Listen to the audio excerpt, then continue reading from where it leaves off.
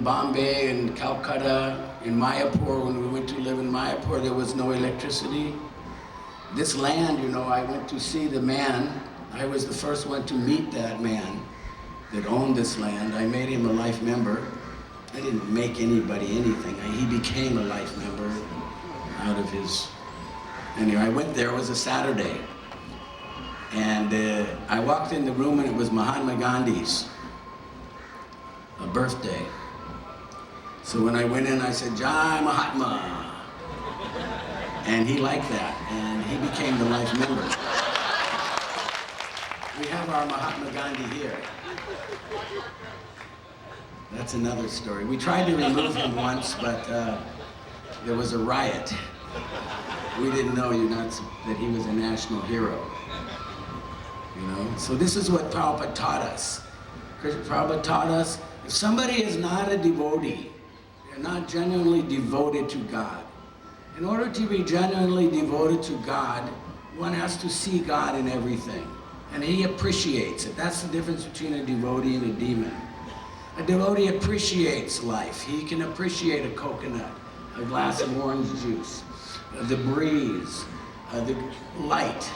The light is coming from the Brahma Jyoti. This is a material sun, but it is coming as a reflection of the jivas that are billions and trillions living there with their body reflection. The devotee knows, he appreciates, and in this way he remembers Krishna, in this way. So a devotee is one who sees life in this way. And if one doesn't, Duskritino Mudha Naradama Maya Pratagyana. Srila Prabhupada taught us that way. So sometimes we forget, we did not remember that everybody is the servant of Krishna. Some are just covered more, some are covered less. So Srila Prabhupada taught us all of these things. It started with, he used us because we were his instruments. So we were used, but he confirmed everything. One Saturday I went to make a life member. And in those days, nobody knew us. They didn't trust us. We were 19, 20, 21, 22. We were a bunch of kids, skinny. Like one story, I went to this office, and they began to question me, these men, and I didn't really know what, they started to say Karna was the hero of the Mahabharata. And I didn't know what to say. I became angry. You know, I said, what? No, it's Arjuna and Krishna. And they said, no, it's Karna. And this way they really agitated me. And so I said, he said, look, you're getting angry. You know? And so what has this guru done for you? You're getting angry. So I thought for a minute and I said, well, a year ago I'd have punched you in the face. Now I control myself a little bit. So they like that. Actually, they like that. I became a member because of that. And another man who went to see, he's the, I was calling the phone, and this is the Parley Glucose people, the Chauhan brothers. They own the Gold Spot and all the Parley thing. So I went there, and it was 8 minutes late.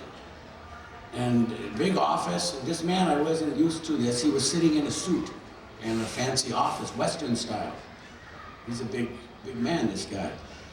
I didn't know he was a big man. He said, I was going to give you 10 minutes on my schedule. You're 8 minutes late. You have 2 minutes. What do you want? So I just opened the briefcase and dumped it on the desk and said, why don't you be a member and we'll give you these books. And he just looked at me and said, oh, that's very good. I would hire you if you were in sales. So he became the member. And then I went back to the temple and I lost the check. So I had to call him up again and he laughed. So this is what Srila Prabhupada was dealing with. Another story was here that one devotee came with me. We had a pandal in the Cross Maidan. And so this devotee, he had just taken sannyas. But his ex-wife showed up. And he was very agitated and disturbed. So he went to Srila Prabhupada and he said, Srila Prabhupada, my ex-wife has come here, can you kick her out? You have to tell her to go. And Srila Prabhupada said, why are you disturbed by this one woman? There are 2 billion women in the world. Why does this one woman bother you? He said, the reason is because you've had sex with her. That is why it bothers you. Otherwise, she wouldn't bother you. And then he said in his humble way, he said, what can I do? She is also my disciple. If I tell her to leave, she will become discouraged. He said, you just have to tolerate this. So in this way, he saw everybody adjusted for everybody. He did not make any distinction. So Srila Prabhupada, in his utter humility, he was prideless. He was prideless and humble. I've seen him cry in front of devotees, asking them, please don't leave. I did something wrong, and now you're leaving the society. Never leave. So many of us have left, and that leaving has hurt him.